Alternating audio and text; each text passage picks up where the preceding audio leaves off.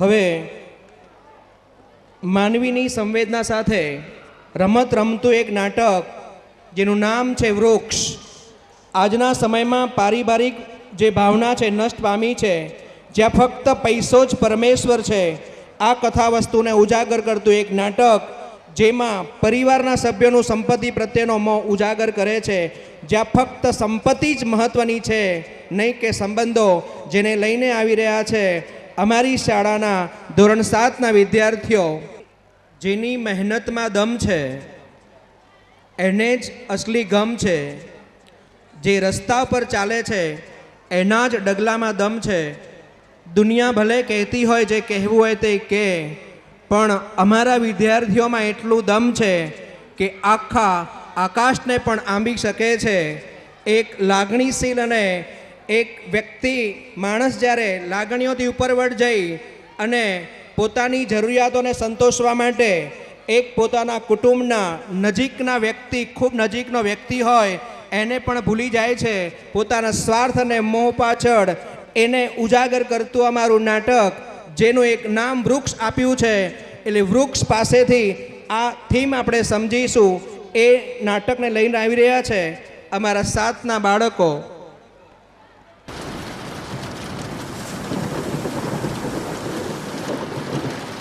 આવે વરસાદ, ઢેબરિયો વરસાદ, ઊની ઊની રોટલી ને કારેલાનું શાક. એ પપ્પા, કેવો સરસ વરસાદ પડે છે, ચાલો નાવા, બહુ મજા આવશે. નાના બેટા, મને શરદી થઈ જશે. નહીં થાય પપ્પા, ચાલો ને. આવરે વરસાદ, ઢેબરિયો વરસાદ, ઊની ઊની રોટલી ને કારેલાનું શાક. આવરે વરસાદ, ઢેબરિયો વરસાદ, ઊની ઊની રોટલી ને કારેલાનું શાક. પપ્પા પપ્પા, આ બાજુ આવો, આ બાજુ મોટો ધધુડો પડે છે. ચક્કુ બેટા, ચાલ, હવે નિશાળમાં મોડું થશે. ચક્કુ, ચક્કુ, દાદાજી, ચક્કુને બોલાવો ને. અરે ચક્કુ બેટા, ચલજો અંદર. વરસાદ બંધ થઈ ગયો છે, પછી માંદી પડીશ તો. ચાલ અંદર. હરિઓમ હરિઓમ. ચંપક, ચાલ અંદર. તારો શરદીનો કોઠો છે ને આ વરસાદમાં ક્યાં ઊભો છે? માંદો પડતા વાર નહીં લાગે હો. ચાલ અંદર. અરે, મારી મસ્કરી કરે છે? અરે, હાલતો નથી, ચાલતો નથી. હું વૃક્ષ છું, હું વૃક્ષ છું. અરે બેટા ઇન્દી, જોને આ ચંપક શું કહે છે?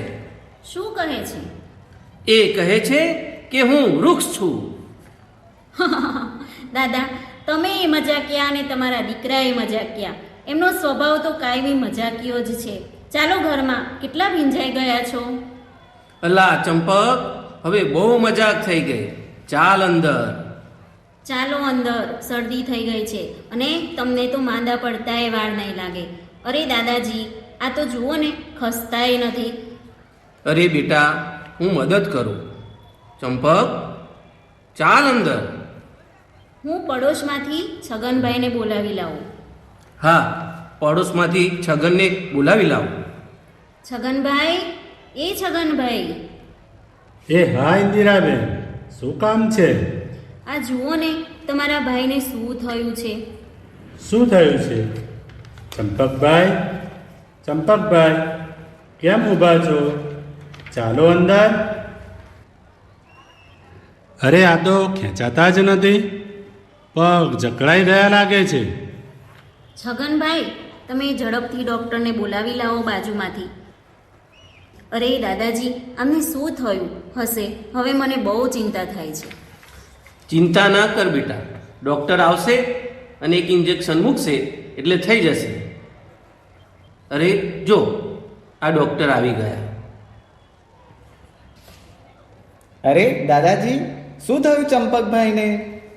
આ જુઓ ને સાહેબ, અમને તો કંઈ ખબર પડતી નથી. શરદી થઈ ગઈ હોય એવું લાગે છે. એમને શરદી થઈ ગઈ છે અને પાછા વરસાદમાં ખૂબ પલળ્યા. શરદી થઈ ગઈ લાગે છે અને જરાક તાપન છે. એક ઇન્જેક્શન આપી દઉં છું, હમણાં જ સારું થઈ જશે. અરે આ તો સોય વળી ગઈ. હાથ કઠણ લાકડા જેવા લાગે છે. કાંઈ સમજાતું નથી. વિચિત્ર લાગે છે. તમે કોઈ મોટા ડૉક્ટરને કન્સલ્ટ કરો. આમાં મારું કામ નહીં. પણ ડૉક્ટર, દાદાજી હું લૂંટાઈ ગઈ. બેટા રડના, સૌ સારું થઈ જશે. તમે કેમ કંઈ બોલતા નથી? કેમ રીસાઈ ગયા છો? તમે કંઈક તો બોલો. આપણે કેવા કેવા સપના હતા. છકુડીને ભણાવી ગણાવીને મોટી કરીશું, એને પરણાવીશું, થોડાક પૈસા ભેગા થશે એટલે ઘરને મોટું કરીશું. તમે તો મને આમ સાવ નોંધારી મૂકીને સૂન મૂન સાધુ જેવા થઈ ગયા. ચકુડીને જલ્દી બૂમ પાડ, તે હજી તૈયાર જ નહીં થઈ હોય. કેટલું મોડું થઈ ગયું છે. ચકુ, એ ચકુ. એ આવું. કેવી નાની નાની કૂપળો ફૂટી છે ને બપોરના તો અહીં છાયો હોય છે. પણ દાદા, કાળ બપોરે એક કાગડો આવીને બેઠો હતો. કાકા કરવા માંડ્યો. મારાથી તો રહેવાયું નહીં. મેં તો કાંકરી મારીને ઉડાડ્યો. આજે સ્કૂલમાં કેવી મજા આવી? બહુ મજા આવી. હા, પણ હોમવર્ક પણ છે. ચકુ, ચાલ ને આપણે દોડા કૂદીએ. હા, રેડી? હા, રેડી. સ્ટાર્ટ. 1 2 3 4 5 6 7 8 9 10. એ તમે તો બહુ ફાસ્ટ કૂદો છો. એ ચકુ, અંદર આવતો. એ આવી મમ્મી. એ મારી મમ્મી બોલાવે છે, હું અંદર જાઉં છું. એ તમે તો મારા પપ્પા ઉપર દફતર ટીંગડાવી દીધું. આ તારા પપ્પા છે? અરે આ તો ઝાડ છે. આ તો મારા પપ્પા છે, નહીં પપ્પા? હરિઓમ હરિઓમ. બેટા આજે સવારે કોઈ આવ્યું હતું? ના દાદા, આજે તો કોઈ નથી આવ્યું. નિરાંત છે. લોકો કેટલા બધા જોવા આવે છે, થાકી જવાય છે. પણ દાદાજી, આપણને તો સારા એવા પૈસા મળ્યા, નહીં? એ મળે જ ને. આ કઈ જેવો તેવો બનાવ છે? જેવા તેવા સમાચાર છે? વિશ્વ આખામાં પહેલો એવો બનાવ છે કે માણસ વૃક્ષ થઈ જવાનું. અને અંગ્રેજી છાપાવાળાએ ખાલી ફોટા પાડ્યા અને આપણે એમના પ્રશ્નોના જવાબ આપ્યા અને એમાં ફટાફટ ચેક આપી દીધા. ફટાફટ ચેક આપી દીધા. Excuse me please. Mister Pandya અહીં રહે છે? દાદાજી. હા હા, આવો આવો, બેસો બેસો. હું જ પંડ્યા. આઈ એમ મિસ્ટર દારૂવાલા, વર્લ્ડ મેગેઝિન રિપ્રેઝેન્ટેટિવ છું. હું માનું છું કે આપણે ત્યાં માણસમાંથી ટ્રી બની જવાનો અજબ બનાવ બન્યો છે. મારે ત્યાં આ જો મારો ચંપક. અરે મિસ્ટર દારૂવાળા, તમારે આ બધી બાબતની શી જરૂર? વર્લ્ડ મેગેઝિનમાં આખી સ્ટોરી ફોટો સાથે રજૂ કરીશું, જેની આખા જગતમાં 50 લાખ જેટલી કોપી વેચાય છે. ઓહો મિસ્ટર દારૂવાળા, જો એવું છે ને કે આજકાલ પત્રકારો, ન્યૂઝવાળા, ચેનલવાળા આ બધા આવે છે ને સાહેબ, જે આવે છે ને તે કંઈક ને કંઈક. ઓ, હું સમજી ગયો. You need money. Mister Pandya, જો આ સ્ટોરી માટે અને થોડાક ફોટા માટે તમને હમણાં જ 50,000 રૂપિયાનો ચેક આપી દઉં છું. ઓહો, 50,000? Yes yes.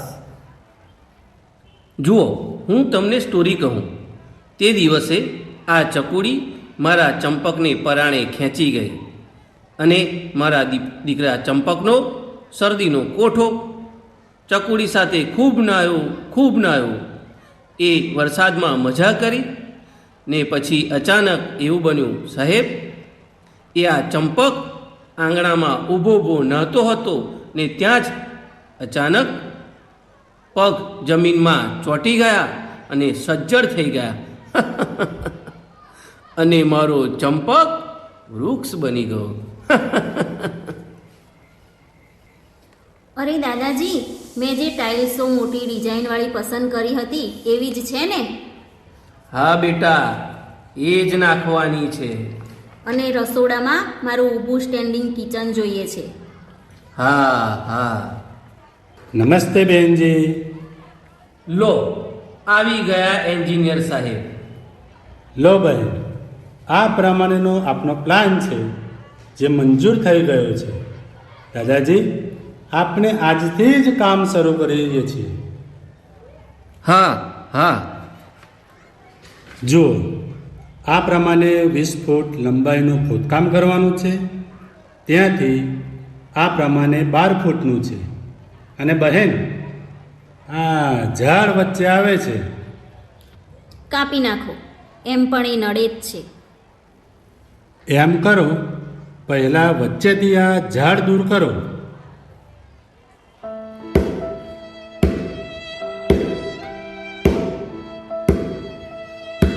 પપ્પા પપ્પા પપ્પા, ઇન્દી, આ ચક્કુને અંદર લઈ જા.